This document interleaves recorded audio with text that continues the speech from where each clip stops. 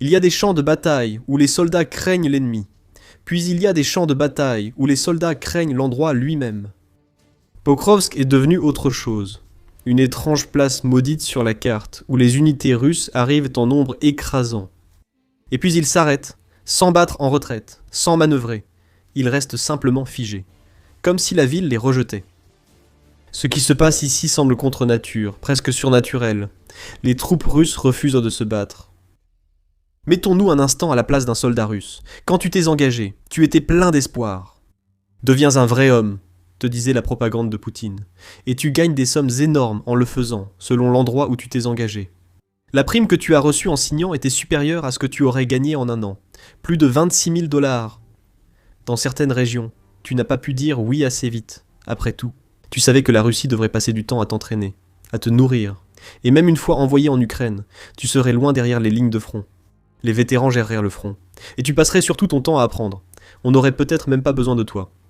Poutine affirmait que Pokrovsk était tombé sous la puissance russe, rendant la chute de Donetsk presque inévitable.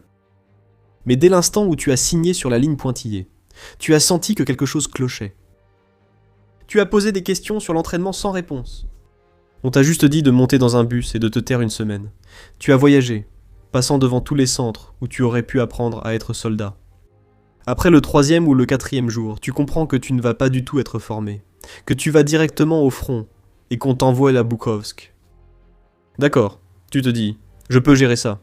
Pokrovsk est tombé, je serai à l'arrière-garde pendant que les vrais soldats avanceront sur le reste de Donetsk. Finalement, tu arrives à Pokrovsk, ou plus précisément, en périphérie de Pokrovsk, et c'est là que tu réalises que quelque chose ne va vraiment pas du tout. Tu observes autour de toi les visages hantés de tes camarades et constates l'absence totale de nourriture. Aucune tente médicale à l'horizon. Un drone passe au-dessus de ta tête et tu remercies ta bonne étoile. C'est un drone russe qui livre des munitions, pas une de ces monstruosités volantes ukrainiennes dont tu as entendu parler. Cela soulève encore plus de questions. Pourquoi des drones et non des véhicules blindés ? Qu'est-ce qui a bien pu arriver à la logistique ici ? C'est là que tu commences à entendre des chuchotements à propos de la malédiction de Pokrovsk. La ville n'est pas du tout contrôlée par les Russes. Comme le dit un de tes nouveaux camarades, au visage marqué au jet effrayé, les soldats envoyés à Pokrovsk ne reviennent jamais. Il se passe quelque chose dans la ville et ça décime les forces russes à une vitesse folle. Puis ton camarade te confie un petit secret.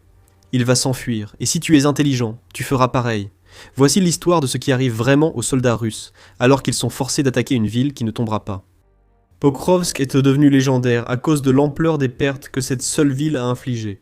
Et les forces russes ne veulent rien d'autre que s'échapper de cette petite place sur la carte tactique qui semble avoir figé toute leur armée sur place. Et les preuves s'accumulent que la malédiction de Pokrovsk est bien réelle pour la Russie. En décembre dernier, Jason J. Smart s'est entretenu avec l'ancien chef d'escadron du Navy SEAL Team 6 Chuck Farrar à propos de tout ce qui se passe dans la direction de Pokrovsk. Il y a bien sûr de nombreuses pertes, dont nous parlerons bientôt. Mais ce qui est plus remarquable, c'est il y a une augmentation massive du nombre de soldats russes qui refusent de se battre. Beaucoup d'entre eux déposent les armes parce qu'on leur a dit qu'ils allaient à Pokrovsk. Le suicide est devenu courant parmi les soldats russes, comme l'a récemment révélé Smart. Lorsque j'étais au front, l'un des commandants ukrainiens avec qui j'ai parlé a mentionné que le nombre de Russes se suicidant sur le champ de bataille après séparation de leur unité ou blessure, au lieu de fuir ou se rendre, augmente chaque jour. On dirait presque que les soldats russes croient à la malédiction surnaturelle de Pokrovsk. Une fois blessés ou perdus, c'est fini pour eux, car ils sentent que ce qui rôde en ville ne les prendra pas prisonniers. Ils sont seuls et blessés, donc la mort est inévitable. Ils ne savent tout simplement pas quand elle viendra, alors ils prennent la décision eux-mêmes. D'autres agissent moins radicalement, conscients que cela peut entraîner une fuite anticipée de la ville maudite qu'ils jugent mortelle. Selon l'UNN, des soldats faisant partie du 1441e régiment de fusiliers motorisés de Russie ont trouvé un moyen d'échapper à ce qui semble maintenant être une mort certaine à Pokrovsk. Au lieu de foncer au front, ils se mutilent pour quitter le champ de bataille. Artesh, un mouvement partisan qui opère au service de l'Ukraine, a signalé une forte augmentation du nombre de soldats présentant ce qu'il appelle des blessures atypiques dans les hôpitaux militaires russes. Il s'agit d'une pratique bien plus répandue qu'on ne pourrait le croire. En août, TVP World a indiqué que des soldats et officiers de la 83e brigade d'assaut aérien russe avaient été condamnés pour s'être tirés dessus. Selon les autorités russes, qui les ont poursuivis, la raison invoquée était que les soldats se blessaient eux-mêmes pour obtenir une indemnisation de guerre.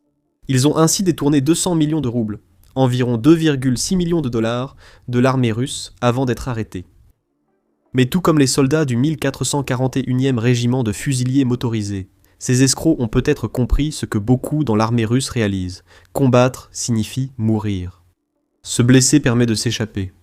D'autres entendent la malédiction de Pokrovsk et préfèrent fuir, ou du moins essayer. Les commandants russes ordonnent des assauts répétés sur la ville de Donetsk sans affronter les drones. L'artillerie et les machines de mort ukrainiennes punissent sévèrement les déserteurs potentiels, renforçant l'atmosphère étrange autour de Pokrovsk. Les menottes sont un outil de punition privilégié.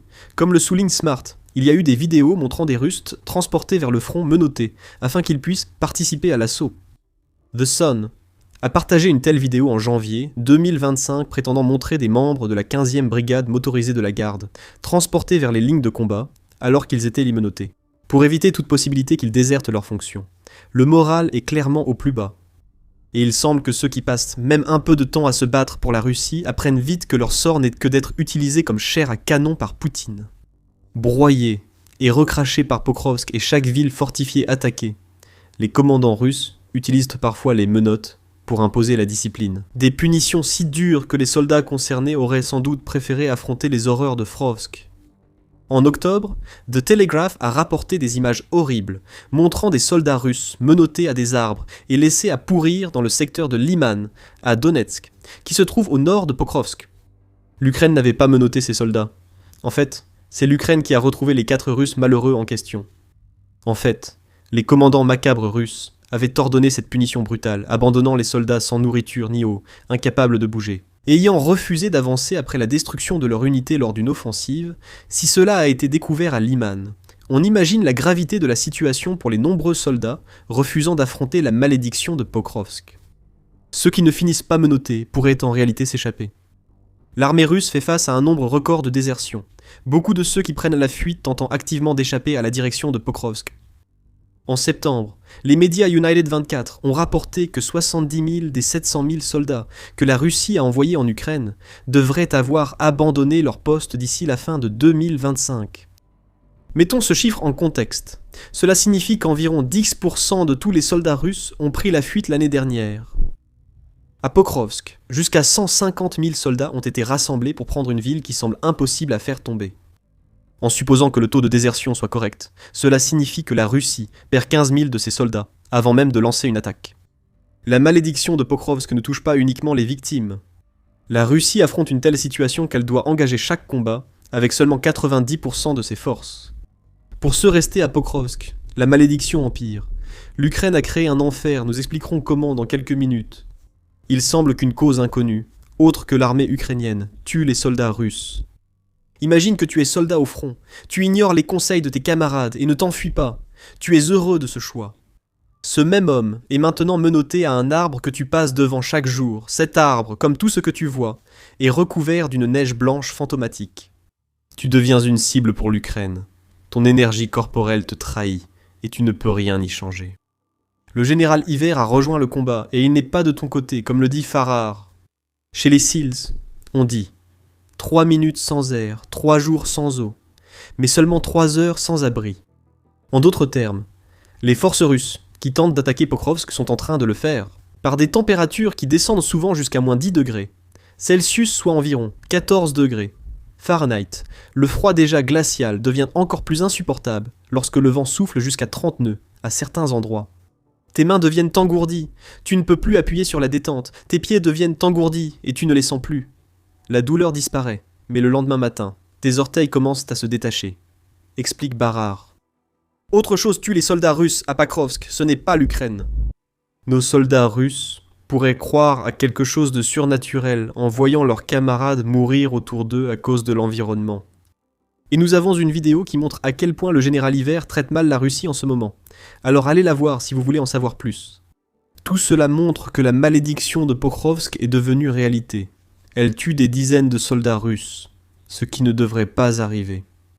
Si on envoyait la 82e division aéroportée seule, je pense qu'elle prendrait la ville. Comme tout de suite, dit Farrar, à propos d'une situation hypothétique où ce seraient les États-Unis qui attaqueraient Pokrovsk plutôt que la Russie. Mais ces forces russes sont simplement épuisées chaque jour. Vous savez, la Russie perd 2 bataillons de soldats chaque jour sur le champ de bataille, et environ 40% de ses pertes. 400 personnes se font engloutir à Pokrovsk, ajoute Farrar. La question est maintenant simple. Pourquoi ? Bien sûr, nous savons qu'il n'y a rien de vraiment surnaturel, peu importe à quel point l'atmosphère autour de Pokrovsk peut sembler étrange en ce moment. En réalité, ce que l'Ukraine a fait, c'est créer des défenses si résolues que la Russie n'a d'autre choix que d'y envoyer des soldats jusqu'à ce qu'elles finissent par céder. C'est cela qui cause les morts, c'est cela qui provoque la peur. Et dans certains cas, la Russie essaie même de se détourner de ses propres assauts sur Pokrovsk en tentant sa chance ailleurs. Par exemple, Farrar souligne que plusieurs unités russes ont abandonné leurs attaques sur Pokrovsk en décembre, préférant se concentrer sur la ville voisine de Mirnarad. Là-bas, la Russie a peut-être cru que ses troupes auraient de meilleures chances de survivre, mais tout ce que la Russie a réellement accompli, c'est d'échanger une mauvaise situation contre une autre. Farrar souligne que les Russes qui lussent à Mirnarad remplacent simplement l'espace urbain en 3D de Pokrovsk par un autre. Et il est difficile de quantifier à quel point un combat en 3D dans une zone urbaine favorise absolument les défenseurs, ajoute Farrar. Transportons-nous maintenant dans la peau du soldat russe. D'une manière ou d'une autre, vous avez survécu au général Hiver, et vous n'avez pas encore trouvé le courage de fuir. Vous êtes maintenant à Pokrovsk. Même sans entraînement, vous savez que cette ville est trop calme pour un champ de bataille. Chaque rafale de vent vous fait vous retourner brusquement à la recherche d'une menace. De temps en temps, vous entendez le bourdonnement discret d'un drone au-dessus de vous, et vous priez pour qu'il ne vous ait pas repéré. C'est l'enfer. Mais enfin, vous trouvez un abri, les restes d'un bâtiment qui a miraculeusement encore un toit.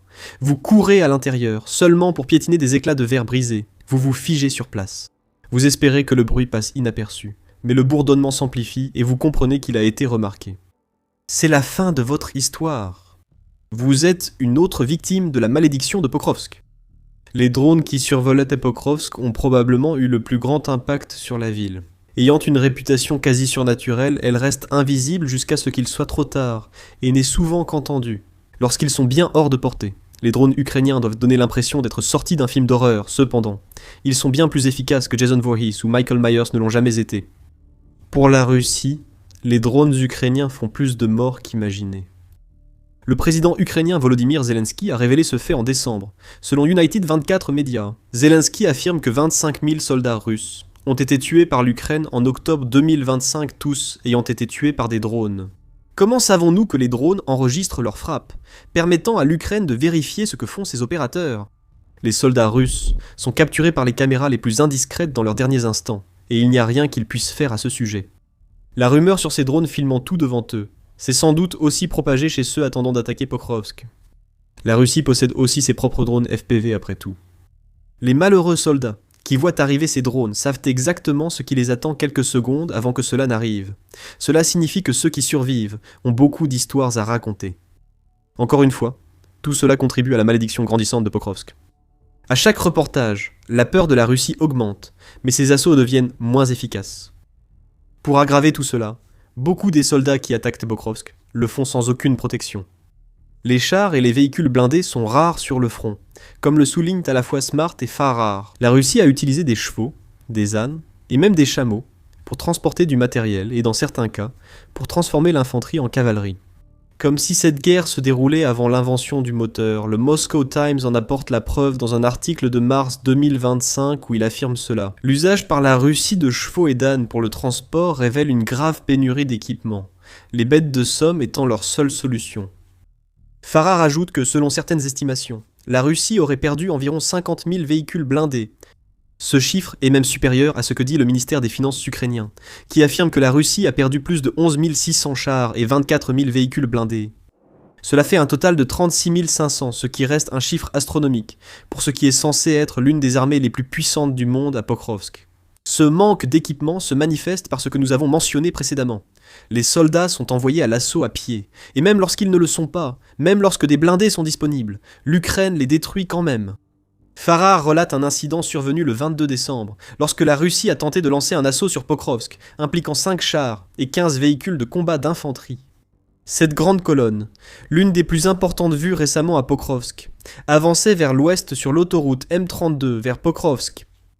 Farrar affirme que les chars et véhicules ont été détruits avant d'atteindre leur destination. Cela signifie que les forces russes sont dans une situation sans issue à Pokrovsk. Quand ils ont des blindés, ils deviennent des cibles plus importantes pour les masses de drones qui entourent Pokrovsk. Quand ils n'ont pas de blindés, ils ont peut-être une meilleure chance de s'infiltrer dans la ville. Ils découvrent qu'ils n'ont aucun soutien et passeront le reste de leur courte vie à être traqués par les drones ukrainiens. La mort est tout ce qui attend la grande majorité des Russes dans le secteur de Pokrovsk. Est-il surprenant que beaucoup refusent de se battre à cause de leur croyance en la malédiction de Pokrovsk ? Et pendant tout ce temps, Poutine est assis sur son trône dans sa tour d'ivoire, faisant de grandes proclamations sur la puissance de la Russie.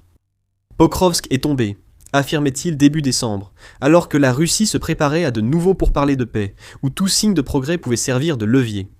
Mais la réalité pour les soldats russes refusant de se battre, c'est que Pokrovsk tient toujours.